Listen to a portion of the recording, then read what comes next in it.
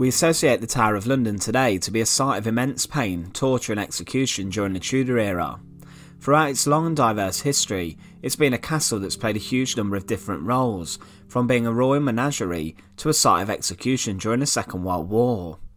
However, one of the most brutal events in its almost 1,000-year history has to be the execution of a rather high-ranking lady of Tudor society. Today we look at the horrific execution of Margaret Pole, the Countess of Salisbury, who would meet her end inside the Tower of London at the hands of a blundering executioner. Remember to support our channel, please make sure to subscribe. Margaret Pole was an English peeress. She was a daughter of George Plantagenet, the Duke of Clarence, who was also the brother of King Edward IV and Richard III. Her mother, Isabella Neville, would also be the daughter of Warwick Kingmaker. She was from an extremely high-class background, and would be only one of two women in the 16th century to become a peeress in her own right, without having a husband who claimed a title. Margaret was one of only a few surviving members of the Plantagenets following the Wars of the Roses, and was seen in Tudor times as a rather important member of society. Her early life was a rather strange one. Her maternal grandfather would be slain fighting against her uncle Edward IV at the Battle of Barnet. Her father would also become the Earl of Salisbury and Warwick during her youth, and her mother would sadly die when she was 3. Her father even had 2 servants executed, as he thought they'd poisoned her mother. Her father George was a bit of a schemer and plotted against her uncle Edward IV, and was eventually executed for treason, with his lands and titles being forfeited. Following her uncle Richard III seizing power and his subsequent defeat at the Battle of Bosworth, things in England would change massively. It would be the end of the Plantagenet dynasty's reign over the country, and it would be the beginning of the Tudor era, with Henry VII becoming king. He would marry Margaret Pole's cousin, Elizabeth of York, and Margaret and her brother would be looked after by Henry and Elizabeth. In the winter of 1487, Henry would give Margaret in marriage to his cousin, Sir Richard Pole, a man who would find himself holding high offices in Henry VII's government. When Henry VII's oldest son, Arthur, married Catherine of Aragon, a Spanish princess, Margaret would become one of her ladies-in-waiting and would grow very close to her. Margaret's husband Richard would die in 1505, leaving her a widow with 5 children and a limited amount of land. She had no income or prospects at the time, and she would be forced to live in an abbey with nuns, but would return to favour in 1509 with the ascension of Henry VIII to the throne.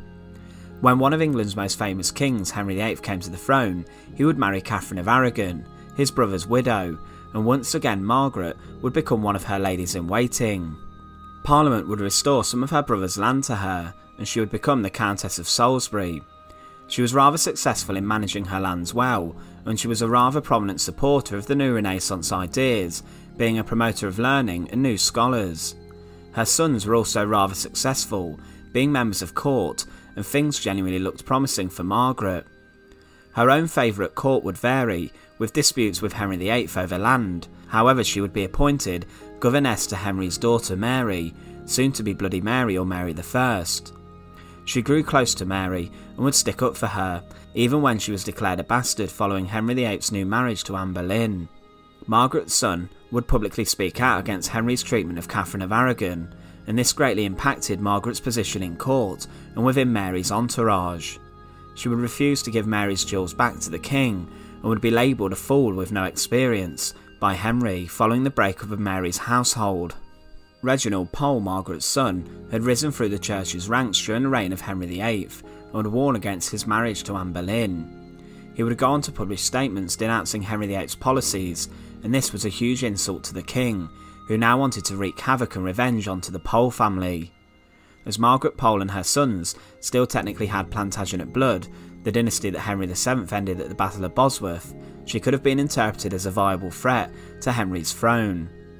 Reginald Pole would become a cardinal in 1537, and the Pope would place him in charge of organising parts of the Pilgrimage of Grace, one of the most serious Tudor rebellions that protested against Henry VII's break from the Catholic Church and the subsequent dissolution of the monasteries. Investigations into Pole's involvement in this rebellion would see Geoffrey Pole arrested in August 1538, and he was in contact with Reginald, but also these interrogations would link Margaret's name to Reginald, and as a result, the now 65-year-old Margaret Pole, the Countess of Salisbury, would be arrested. The accusations of treason against Margaret would lead to her losing her titles and land, and Cromwell would produce a piece of evidence against Margaret that would compound possible guilt, producing a tunic bearing the 5 wounds of Christ, which linked Margaret to her support of Catholicism. The issue with this tunic, however, is that 6 months after her house was searched, this would be magically found, and this meant it was more likely to be a lie to ensure that Margaret's death sentence would be carried out. Margaret Pole would be sentenced to be executed at the King's will. She would find herself held inside the Tower of London for 2.5 years. She was attended on by servants and was treated relatively okay during this imprisonment, receiving an extensive grant of clothing. Inside the walls of her cell, she would carve, "For traitors on the block should die, I am no traitor, not I. My faithfulness stands fast and so, towards the block I shall not go, nor make one step and you shall see, Christ in thy mercy, save thou me."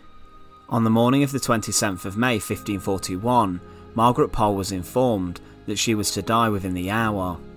She replied that she had committed no crime, but would be taken from her cell to the place within the Tower of London where a wooden block had been prepared. She wasn't to be executed on a scaffold, and as she was of noble birth, she wouldn't be executed publicly in front of the population. Now, there were 2 written reports of her execution which survive, however they both tell a slightly different account, but both accounts are extremely brutal. One account tells how Margaret, at the age of 67, went to the block not knowing of what crime she had been accused of, nor what she had been sentenced to. Because the main executioner had been sent north to deal with the rebels, the execution was performed by an inexperienced executioner. One report writes how a wretched and blundering youth, who literally hacked her head and shoulders to pieces in the most pitiful manner, took around 10 blows of the axe to sever her head from her body and ultimately kill Margaret Pole. Another account says that after the first blow, she managed to escape from the block and run away from the executioner. The account then says it took 11 blows to behead the Countess of Salisbury. Whichever account you believe, you can't argue that Margaret Pole met an extremely brutal and barbaric end. She was buried inside the Tower of London in the chapel of St Peter ad Vincula. Accused of a crime she believed she had never committed, and having spent the last few years of her life in prison within the Tower of London, Margaret Pole would meet a horrific end. Her execution is certainly one of the most bloody in the Tower's history, being blundered by an inexperienced executioner who had no idea really what he was doing. The first blow to her shoulders would have been agonising and extremely painful. Whether Margaret did manage to escape the block and run around the Tower of London is debatable, however it's clear she met her end at the end of an axe, at the hands of a botched execution. However, the ultimate problem with her death is that she may have never plotted against the king, and the evidence against her Catholic support is rather sceptical. She was later regarded by Catholics as a saint, and was beatified on the 29th of December 1886. Thanks again for watching.